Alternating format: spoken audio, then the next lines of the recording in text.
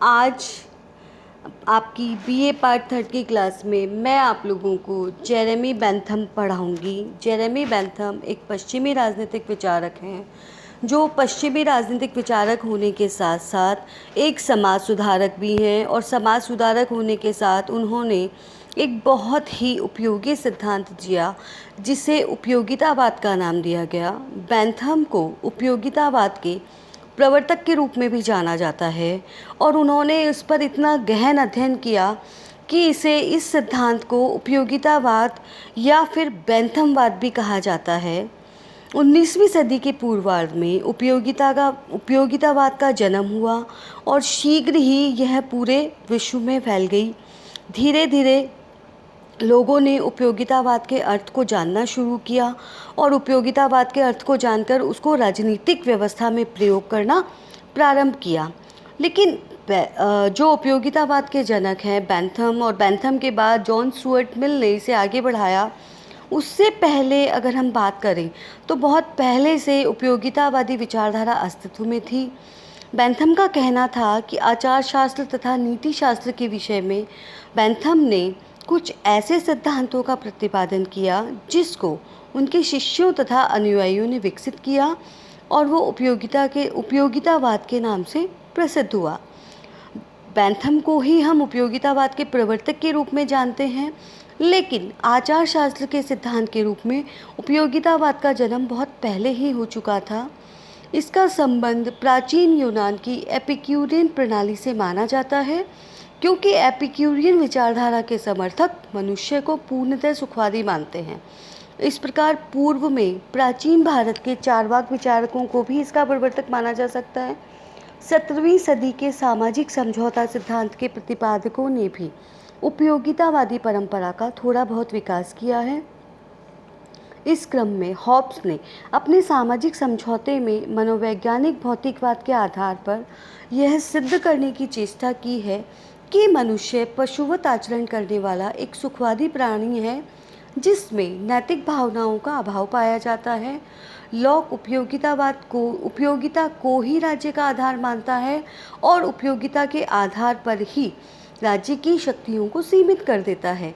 पश्चिमी दर्शन के सिरेनायक वर्ग के विचारकों ने भी उपयोगिता का प्रचार किया था। 18वीं सदी में कम्बरलैंड भी इस सिद्धांत का प्रतिपादन करते हैं, और वे कहते हैं कि राज्य की उपयोगिता के सम्मुख उसके नैतिक अस्तित्व तथा विवेकपूर्ण चेतना आदि सभी बातें गौण होती है। वर्तमान युग में हम देखें तो बुद्धिवादी विचारकों के साथ साथ सुखवादी दर्शन राजनीति में पुनः प्रवेश करने लगा। डेविड ह्यूम ने सर्वप्रथम उपयोगितावादी दर्शन का स्पष्ट प्रतिपादन किया। लेस्ली स्टीफेन के अनुसार उपयोगितावाद का जैसा क्रमबद्ध रूप डेविड ह्यूम ने प्रस्तुत किया है, उतना 20वीं सदी के किसी भी लेखक ने नहीं किया। इसी क्रम में Priestley, Hudson, Paley, Holbach, Helvetius, Bentham, James Mill, John Austin, Grote, J S. Mill तथा मोल्सवर्थ का नाम इस श्रेणी में प्रमुख रूप से लिया जा सकता है। इन सभी विचारकों ने उपयोगितावादी दर्शन का स्पष्ट और व्यापक रूप में प्रतिपादन किया, लेकिन इसको एक सिद्धांत के रूप में स्थापित करना और सिद्धांत के रूप में स्थापित करके पुराने सिद्धांत को शास्त्रीय एवं व्यवस्थित रूप देने एवं राजनीति के क्षेत्र में इसको लागू करने की पद्धति का विस्तृत प्रतिपादन करने तथा इसे लोकप्रिय एवं शक्तिशाली विचारधारा बनाने का श्रेय केवल बेंथम को है। इसी कारण बेंथम को उपयोगितावाद का प्रवर्तक कहा जाता है। बेंथम की विशेषता यह है कि उसने सुखवाद पर आधारित उपयोगितावाद की उपरोक्त परंपरा को एक व्यवस्थित व शास्त्रीय सिद्धांत का रूप दिया है और उसे राजनीति के एक प्रभावशाली सिद्धांत के रूप में स्थापित करने का प्रयास किया है। बेंथम ने शासन की नीतियों तथा सामाजिक व आर्थिक सुधार के क्षेत्र में इसे एक महत्वपूर्ण धारणा के रूप में लागू किया है। उनकी इस देन के कारण ही बेंथम को उपयोगितावाद का प्रवर्तक माना जाता है। और बेंथम के उपयोगितावाद की अवधारणा को लाए जाने के पश्चात जेम्स मिल, जॉन स्टेन व जॉन स्टुअर्ट मिल ने इस सिद्धांत को आगे बढ़ाने का प्रयास किया है। बेंथम ये कहना चाहते हैं कि मनुष्य का मूल स्वभाव है कि वह सदैव सुख पाना चाहता है और दुख से बचना चाहता है। अतः प्रत्येक व्यक्ति मात्र उन्हीं कार्यों को करना चाहता है जो उसके सुख में वृद्धि करते हों और उसके दुखों को कम करते हो। तो इस प्रकार उपयोगितावाद एक ऐसी विचारधारा है जो व्यक्ति के इस मूल स्वभाव के अनुरूप है और व्यक्ति की उपरोक्त कार्य पद्धति के औचित्य को सिद्ध करती है। बेंथम के अनुसार उपयोगिता के सिद्धांत का अर्थ है एक ऐसा सिद्धांत जिसके आधार पर किसी भी प्रकार के कार्य को उचित अथवा अनुचित ठहराया जाता है। अपनी प्रवृत्ति के अनुसार यह सिद्धांत संबंधित व्यक्ति के सुख में वृद्धि अथवा दुख में कमी करता है। इस प्रकार यह एक ऐसा सिद्धांत है जो मनुष्य का मूल स्वभाव है सुख की प्राप्ति करना। सुख की प्राप्ति करने में यह सिद्धांत उसकी मदद करता है, मनुष्य की मदद करता है। और राज्य का जो कार्य है, राज्य का कार्य बेंथम के द्वारा स्पष्ट रूप से बताया गया है कि राज्य का कार्य है व्यक्ति के अधिकतम व्यक्तियों के अधिकतम सुख में वृद्धि करना ही उपयोगितावाद है। बेंथम के उपयोगितावाद के सिद्धांत को निम्न प्रकार से हम समझ सकते हैं। बेंथम के उपयोगितावाद का सिद्धांत सुखवादी नैतिकता का समर्थन करता है। बेंथम के समय नैतिकता संबंधी अनेक सिद्धांत एवं मान्यताएं प्रचलित थी। ईश्वरीय इच्छा, धर्मशास्त्र, प्राकृतिक विधि, मानवीय अंतःकरण आदि को विभिन्न विद्वानों ने नैतिकता का आधार माना था, लेकिन बेंथम ने इन सभी को नैतिकता के काल्पनिक एवं अदृश्य तथा अयथार्थवादी सिद्धांत सिद्ध कर दिया। उनके अनुसार नैतिकता के सिद्धांत को मनुष्य की मूल प्रवृत्ति पर आधारित होना चाहिए, तभी वह वास्तविक, वस्तुनिष्ठ, यथार्थ, मान्य नैतिक सिद्धांत हो सकता है। बेंथम कहते हैं मनुष्य की मूल प्रवृत्ति सुखवादी है, अतः इसी के आधार पर उचित नैतिक सिद्धांत स्थापित किया जा सकता है। उन्होंने अपने नैतिकता संबंधी सिद्धांत को इस प्रकार स्पष्ट किया है। वे कहते हैं प्रकृति ने मनुष्य जाति को दो सत्ताधारी स्वामियों सुख एवं दुख के शासनाधीन रखा है। हमें क्या करना चाहिए इसका निर्देश देना और हम क्या करें इसका निश्चय करना उन्हीं के हाथ में है। इसका सिंपल सा अर्थ यह है कि मनुष्य के लिए वे सभी कार्य नैतिक हैं जो उसके सुख में वृद्धि करते हैं और उसके दुखों को कम करते हैं। इस प्रकार नैतिकता का आधार सुखवाद को माना जा सकता है। दूसरी बात बेंथम के द्वारा कही गई है, कार्य का औचित्य उसके व्यवहारिक परिणाम से है। किसी भी कार्य के औचित्य को सिद्ध करने के दो आधार हो सकते हैं, कार्य के पीछे निहित उद्देश्य अथवा कार्य का परिणाम। बेंथम कहते हैं पहले की तुलना में द्वितीय आधार ही मान्य एवं विश्वसनीय है। यदि किसी कार्य का उद्देश्य महान है लेकिन उसका परिणाम बहुत ही अनुपयोगी या कष्टकारी है तो वह कार्य अनुचित माना जाएगा। हम केवल उन कार्यों को ही उचित मान सकते हैं जिनका परिणाम सुखकारी है। इस प्रकार किसी कार्य का औचित्य उसके व्यवहारिक परिणाम से ज्ञात होता है। सदाचार अथवा कदाचार स्वयं में अच्छे अथवा बुरे नहीं होते, बल्कि अपने परिणाम के कारण ही वे अच्छे या बुरे माने जाते हैं। बेंथम के अनुसार उपयोगितावादी सिद्धांत सदाचार को बौद्धिक दृष्टि से मात्र इसलिए उचित मानता है कि इसका परिणाम सुख है और यह कदाचार को बौद्धिक दृष्टि से मात्र इसलिए अनुचित मानता है क्योंकि इसका परिणाम दुख है। सुख दुख के विभिन्न प्रकारों के बारे में बेंथम कहते हैं कि सरल तथा जटिल प्रकार के सुख और दुख होते हैं। उनके अनुसार सरल प्रकार के सुख संख्या में 15 हैं। संपत्ति, दक्षता, मित्रता, उत्तम चरित्र, यश, शक्ति, पवित्रता, परोपकार, बुद्धि, स्मृति, कल्पना, आशा, संगति तथा इंद्रियों के सुख और कष्ट से मुक्ति का सुख। इसी प्रकार बेंथम ने 12 प्रकार के सरल दुख बताए हैं। पीड़ा, गंवारपन, शत्रुता, अपयश, अनुदारता, विरोध, स्मृति, कल्पना, अपेक्षा, कुसंगति, अशोभनीयता तथा इंद्रियों के दुख। उपरोक्त सुखों व दुखों के अलावा जो अन्य सुख अथवा दुख दिखते हैं वे सभी जटिल प्रकार के सुख या दुख होते हैं और इनकी उत्पत्ति सरल प्रकार के सुख अथवा दुख के मिश्रण से होती है। आगे बेंथम बात करते हैं सुख या दुख के स्रोत की। बेंथम ने सुख अथवा दुख के निम्नलिखित 5 स्रोत माने हैं।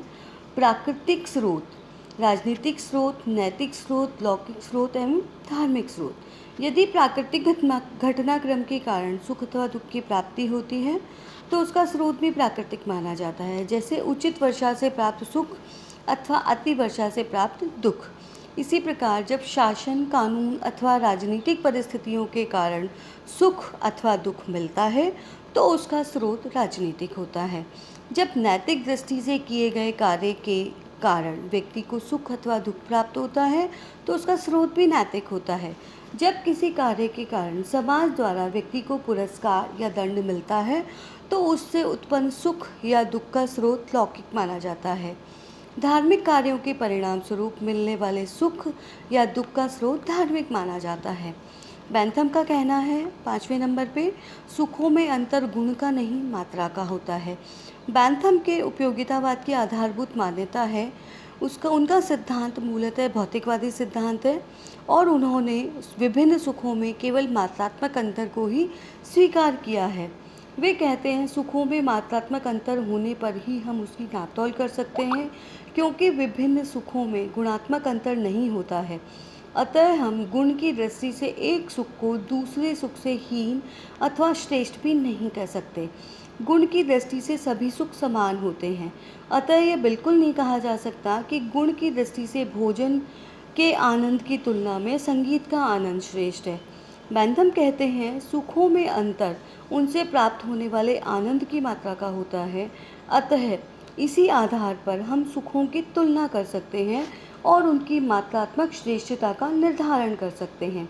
यदि किसी स्थिति में दो विभिन्न कार्यों से समान मात्रा में सुख मिलता है तो वे दोनों कार्य ही समान रूप से श्रेष्ठ माने जाएंगे।